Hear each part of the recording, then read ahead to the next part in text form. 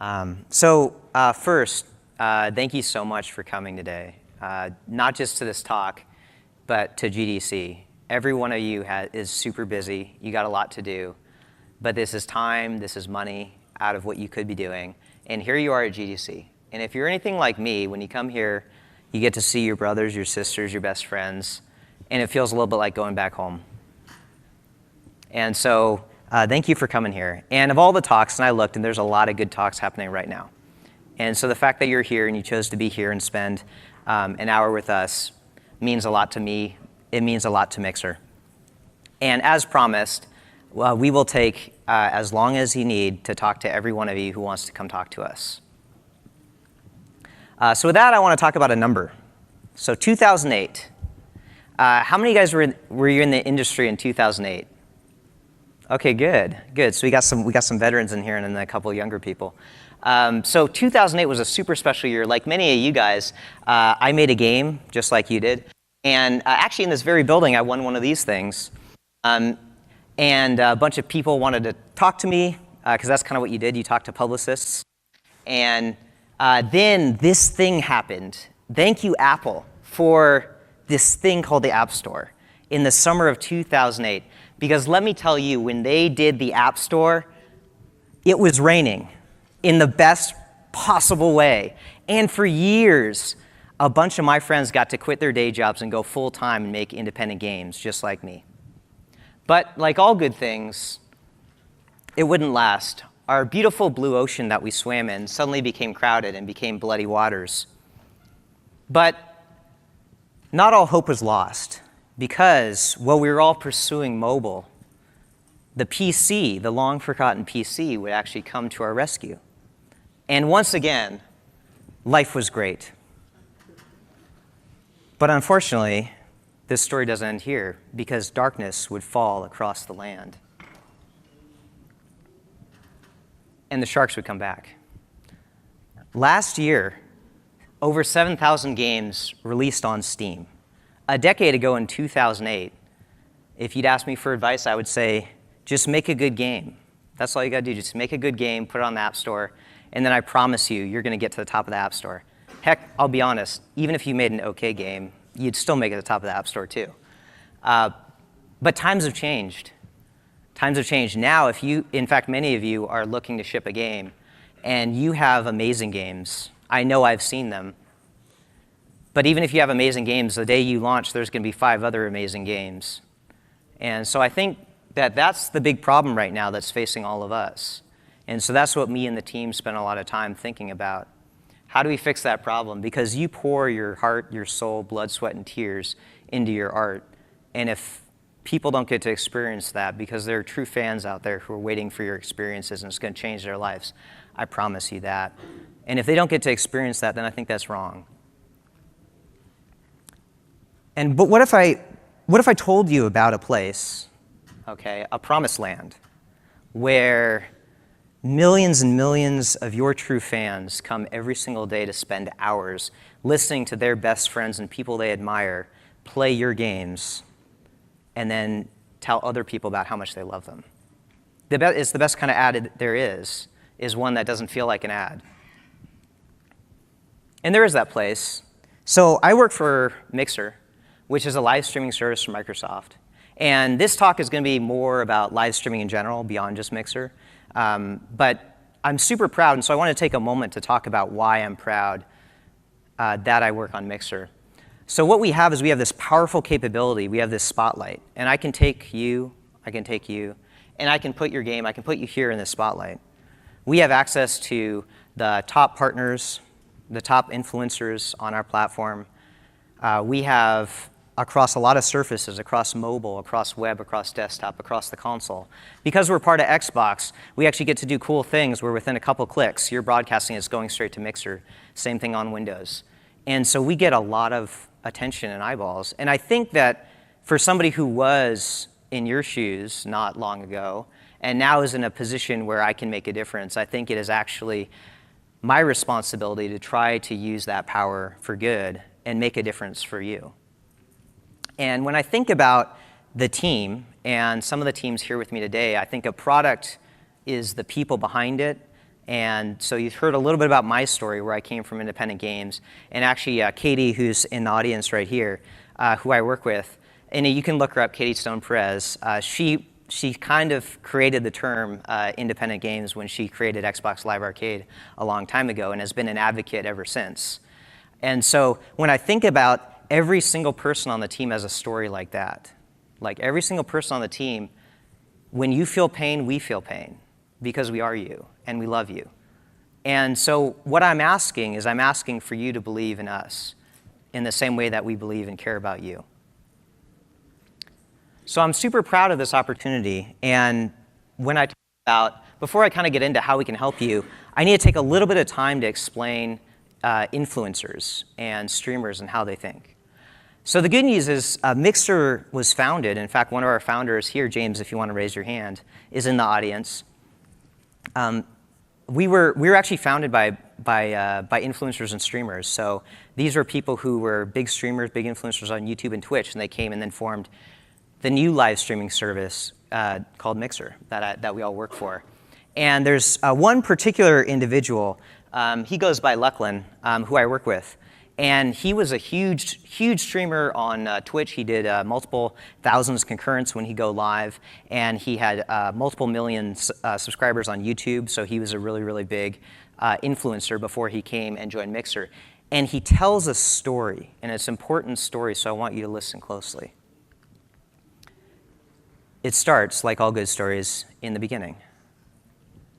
In the beginning, there was YouTube.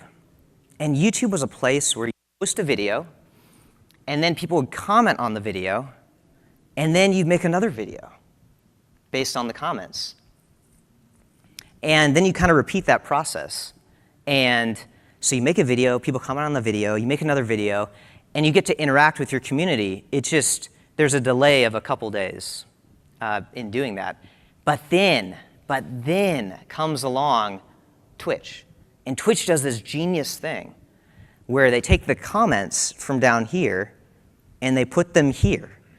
It seems simple, but it makes a big, big difference. And now, so instead of that 2-day delay, I can now, and when we first started, and I was working on the Twitch when they were bringing their experience to Xbox, the latency, if I remember correctly, was still above a minute at the time. And so even though much, much better than 2 days, still I'd get a really cool headshot, and then somebody in chat would say, wow, really cool headshot, but I'd be dead in the next match. And so chat ended up talking amongst themselves, and I was kind of doing my own thing. So not perfect, but then comes along low latency with Mixer, okay? Where it's sub-second near real time. It's so low latency, it feels like we're in the same room together. And it's life-changing. And I want to show you, so I have an unplanned segment now, and I'm going to probably scare the people in the back. I'm going to go off camera for a little bit. I'm going to pick a random person from the audience. And, sir, what's your name? Jason. Jason. Fantastic. So that was all I needed. Back up on stage. All right, so we just met Jason, who's a fabulous game developer. Okay, marketer. Fantastic. And I'll tell you, if Jason were to go on Mixer, he would have an experience, and if I was streaming, he'd go on Mixer, and I say, hey, Jason, how's it going? How's your day? So you're a brand marketer. Are you working on any games right now? He's working on some games right now. And then, but here's the thing, like, it's not weird happening right now, but if you're at home, and just think about this, the TV is talking to you. That's what it feels like. Like, that's what it feels like. But that's not all. That's not all. So there's a problem still, even with low latency. So, and I'll tell you a story about Mr. Luckland. So Luckland, he is a professional streamer, and he streams for 8 to 12 hours every single day. Do you know how hard it is to be entertaining? Okay, I'm trying to be entertaining for like 45 minutes. Do you know how hard it is to be entertaining for 8 to 12 hours every single day playing a video game? It's really hard, really, really hard. So what he does is he practices and he plays games beforehand. So he figures out the jump scares. He figures out like there's a monster around the corner. He figures out all these things so he can create a story for you guys, the viewers. But it takes a lot of time to go do that. And so then, because the latency is so low, you can actually do something special. The latency is so low that you can actually play with me, the streamer. And because of that, now, instead of me having to create content, I can play a game with you, and every time it's different, every time it's based on your input and what you're doing, and you're engaged because you're clicking buttons, you're playing with me. And so now, Lucklin doesn't have to spend all that time preparing his content. And it's a lot more genuine because in the other world, he's acting. In this world, he's being genuine. He's just reacting. You guys are playing together. So that's super powerful.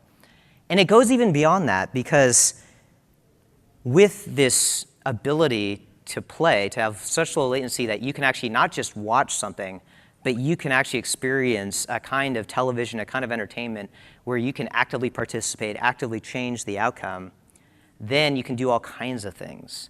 So imagine there's a giant epic battle with thousands and thousands of people fighting each other, and each person is somebody, is one of the viewers in chat. And then maybe the streamers are the generals telling them what to do. So there's a lot of things that suddenly you can do that you couldn't do before. And that's really powerful. And in fact, it's so powerful, actually, that when the CEO of Ubisoft was asked in an AMA that he did on Reddit at E3, and he was asked this question, what is the biggest trend affecting the games industry? A lot of people were like, oh, it's got to be VR. And he said, you know, we're doing a lot of stuff in VR, but it's not VR. He said, it's live streaming. Live streaming is going to fundamentally change the way that all of you design games and think about games. And I promise you it absolutely will if it's not already. And so now let me show you what I mean by that. Oops, sorry. 1 second. No, this happens. Like, it's fine. Can you come up here? Can I get some help? Jesus Christ. Sorry. Can I get some help here, please? So thank you. Yeah, come over here. Okay. It's fine. Actually, Clint, it's okay. I can wing it. I've got the. I've memorized this, so it's fine. It's totally fine. The next slide was. The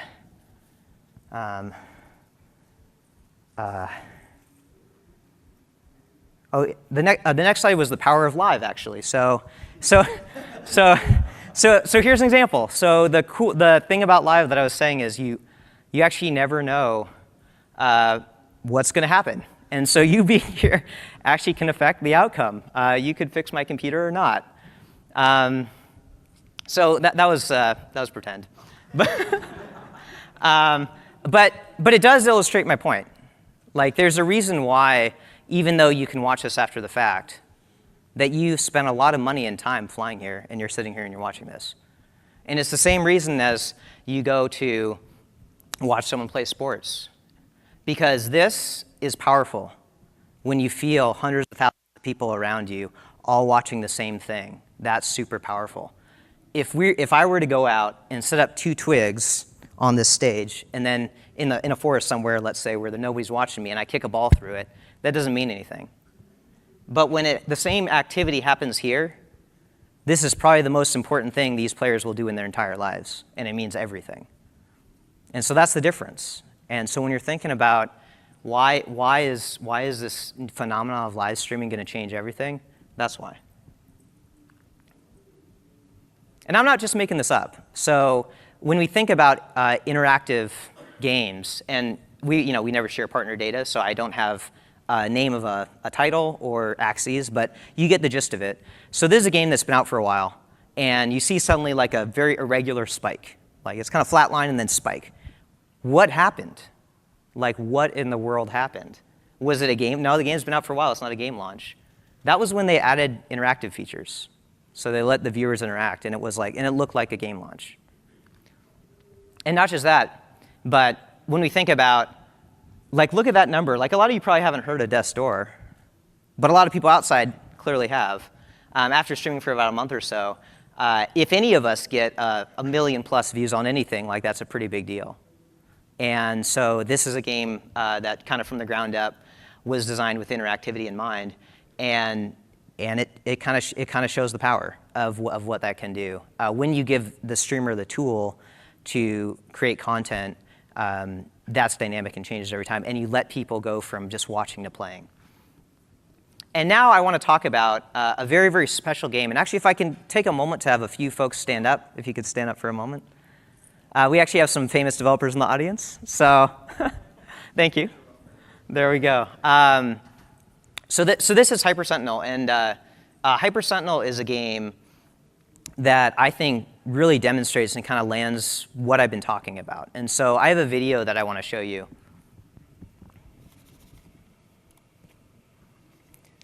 And so to kind of tee it up a little bit, Hyper Sentinel is a game that did great on Kickstarter, and it's a twin stick shooter, and it brings back a lot of the feeling of being at, if you kind of remember the arcades. And so here I'm going to play the video.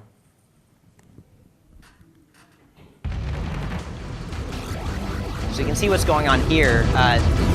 What's happening here is this is the viewer's experience. The objective is you can kind of try to kill the streamer.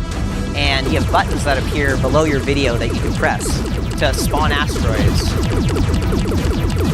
And then now that you guys got to dodge the asteroids. And then here's a cool one. So the viewer can control the mixeroid. So you can chase the player, and then the player's got to dodge the mixeroid. And we've got all kinds of weapon upgrades and power-ups. And there's attackers and defenders. And if you see kind of at the top, there's a leaderboard of who's doing better, attackers or defenders. And it's a super hard game, and it can be really, really fun when the right group of people get together, and then you can get help, or you can get hurt, or you kind of get defeated. And so this right here is really like the first of its kind.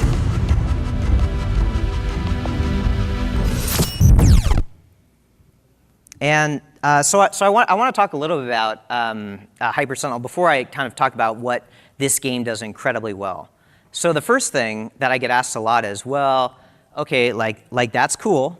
Can you explain it a little bit? So every single thing that you saw happening in that video was driven by viewers. And so when you start this game and you go into mixer mode, nothing's happening. You're just a ship flying around by itself.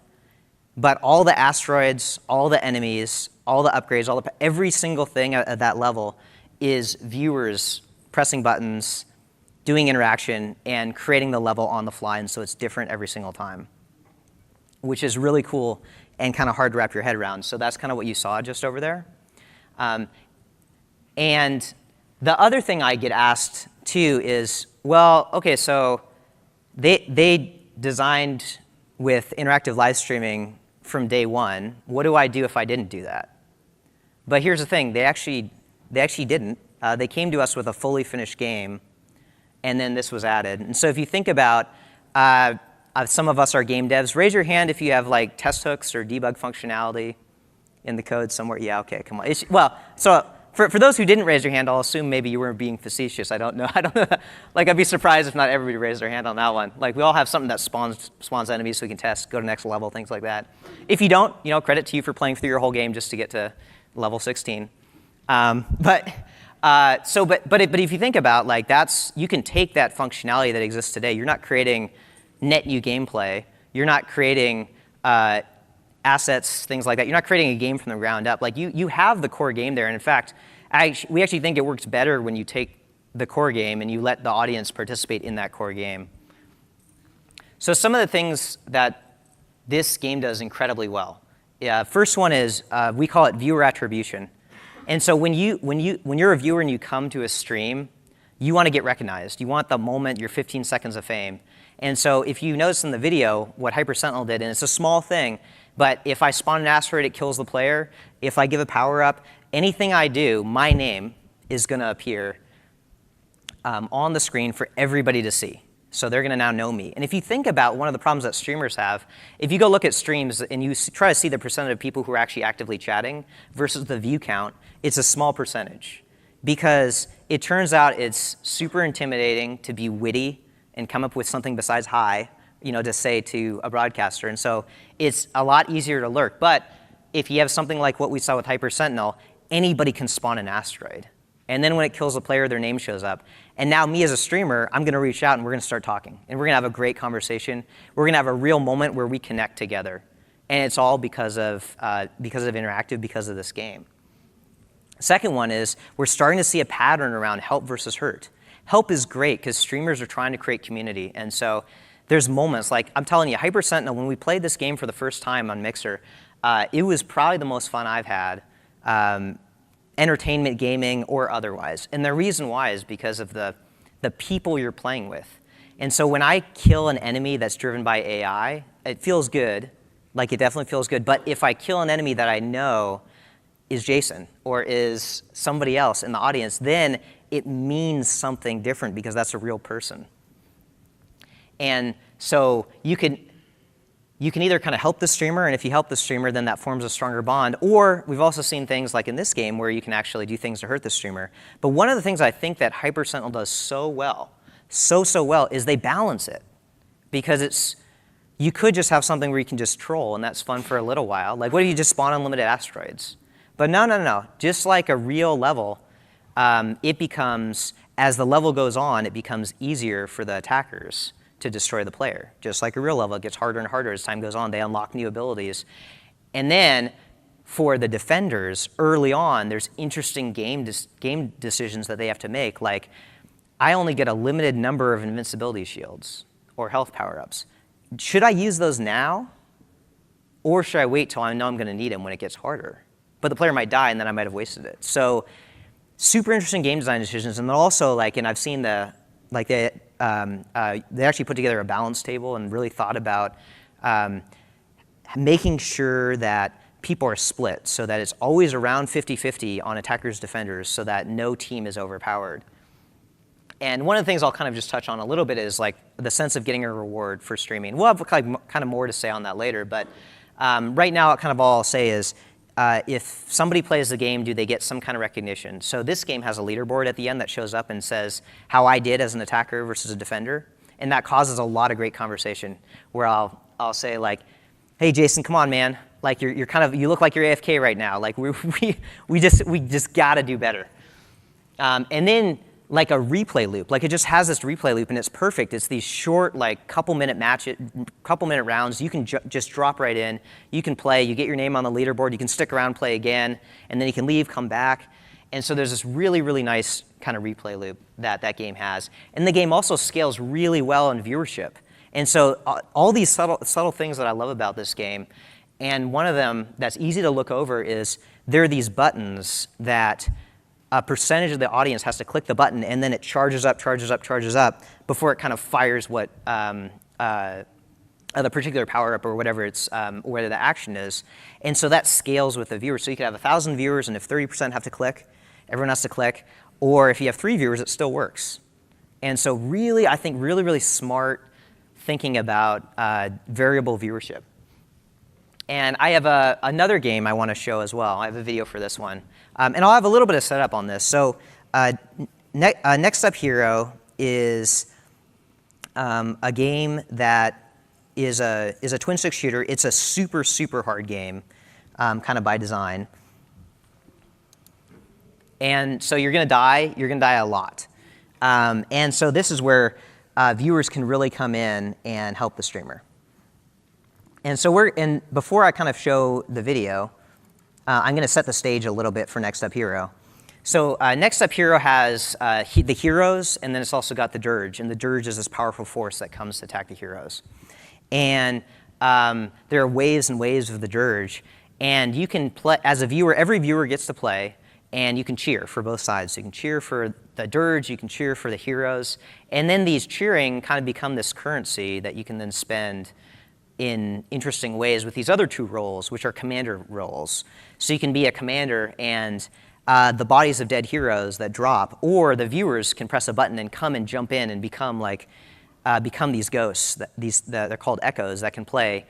And the commander plays this RTS game on top of this twin stick shooter game to command the echoes to do different things and attack different Do you attack the big guy? Do you attack the little surrounding small buckles?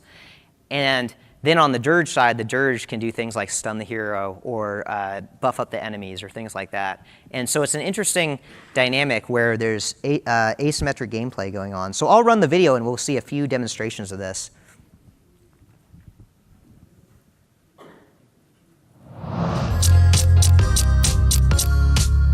you can see the buttons below the screen and the video will be on top. And this is the viewer, what the viewer sees. And so here we just kind of spawned in. And they're doing so, they cheer for the dirge. I guess they don't like this particular hero. And looks like we're gonna spawn an echo. So now you can see a player goes down and the name actually appears right there. So when I revive, I see the name. And then it's gonna follow me around. And so now we're gonna spawn a shadow, which is something that's gonna attack the player. And this is a super, super hard game, so every little thing that the viewers do makes a huge difference between whether you live or whether you die. And here's a view of Commander mode. And so you can see the enemies that appear near, the commander can choose which enemies to send this army of echoes at.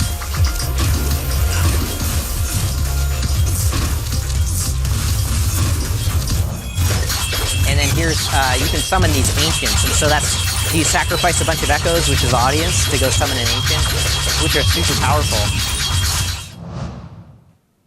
And here, finally, is Dirge mode.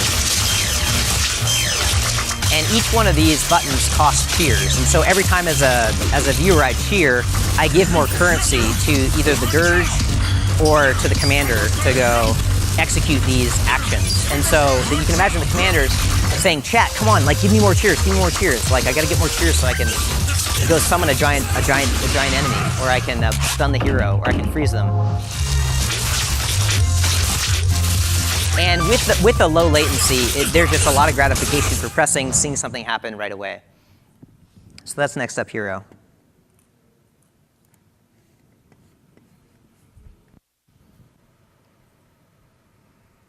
All right.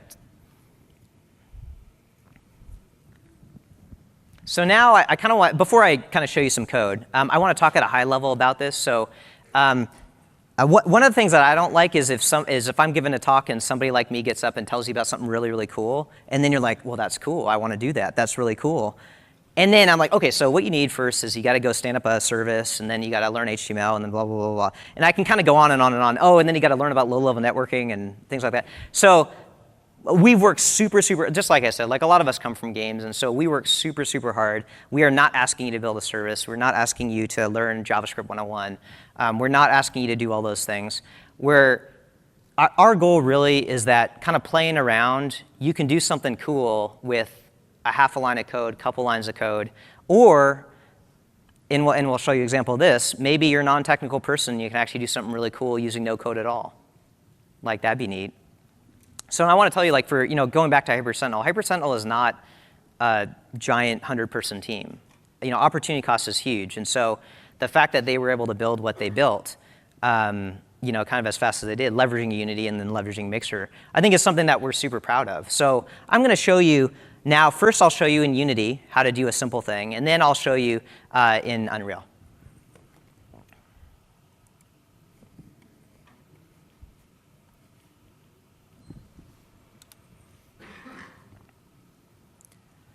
So can I, just because I'm curious, can I get a show of hands? How many people use Unity for development?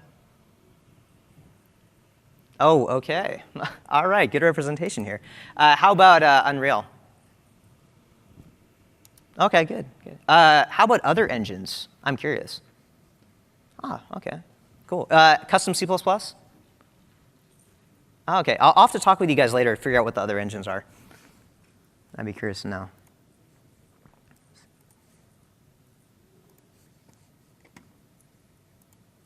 All right, so here's Unity, the Unity that many of us know and love. And I'm going to skip this just for time, but you can go to the asset store and you can get our plugin. And then you'll get a folder like this called Mixer Interactive. And we got a bunch of great examples. So the goal is to have examples for everything you saw. So we've got controlling an NPC with a joystick. We have putting the name of a viewer. above, so you can just copy and paste the code for all the things that you might want to do. And what I'm going to show you is I'm going to show you an example of, let's say we want to have a button where I give the player some health. So the first thing I'm going to do is go into this tool that we have. We call it Interactive Studio. And so again, like, I don't want you to be figuring out databases and things like that. And so we've created this tool, and we host all the services. You don't have to pay for it, where you can kind of go in, and a non-technical person could say, I want a button called Give Health. And you can see we've got some other controls here, and we're having more as well. I'm going to give it some text. And then I will place it on the canvas here. Make it a little bit bigger so people can see it. And now I click the Save button, and then that's it. And so that's going to cause, whenever I start streaming the game, this button right here is going to show up right below the video for people to see. And now I want to show you what we do in Unity. So I'm going to copy this ID here. And we're going to go into this Give Health function. So the first thing you're going to want to do is do mixer interactive .go interactive.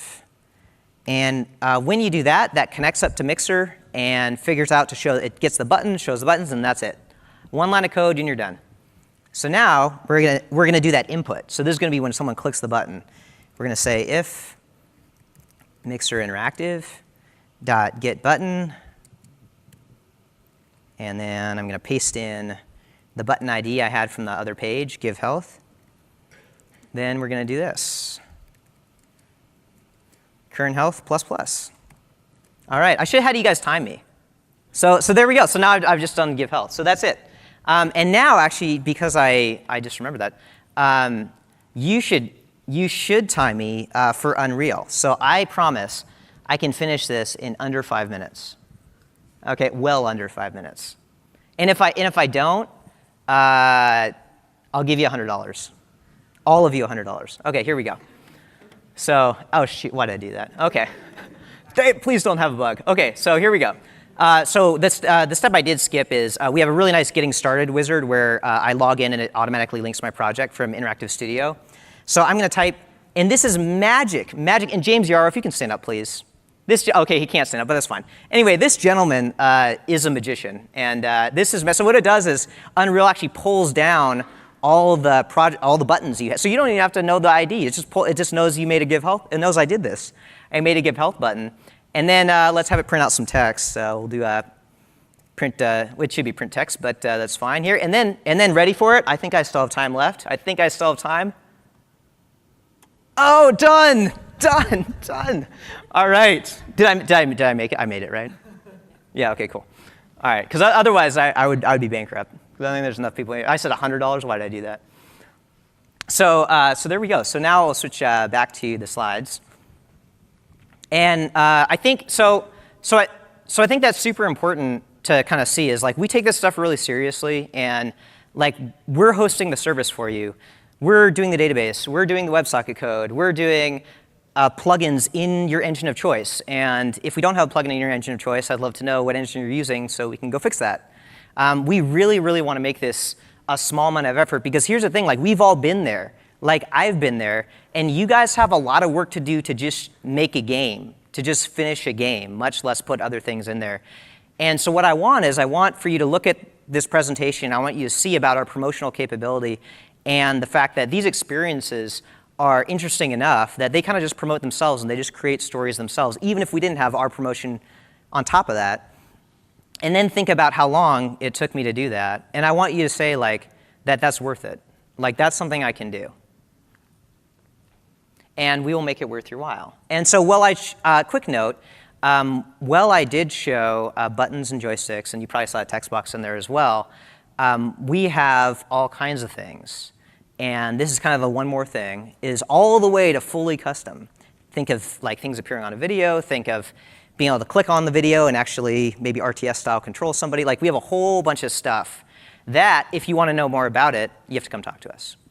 So this is the important thing to take away. If you take away one thing from this talk, it is that email address, mixerdevinfo@microsoft.com. And if you do something cool with Interactive, and I'm serious about it, We are convicted that interactive is the future of live streaming. And the best way to tell that story is through your work. Like it's through content. And like Hyper Sentinel is a good example where like that content just tells the story. And so if you do something cool, we want to hear about it. So please, please, if you can do one thing, if you do something cool, let us know about it.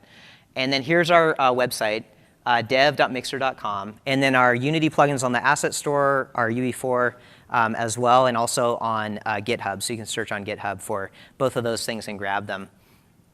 And so I want to, and then also we're right next to the expo hall. And so if for some reason, and I purposely left a bunch of time because I promised that we'd talk to you, and so we are absolutely going to go talk to you. But if for some reason we run out of time, we're going to be at the expo hall, and everyone who was here, we will make sure that we'll talk to you. All right, so with that, thank you very much.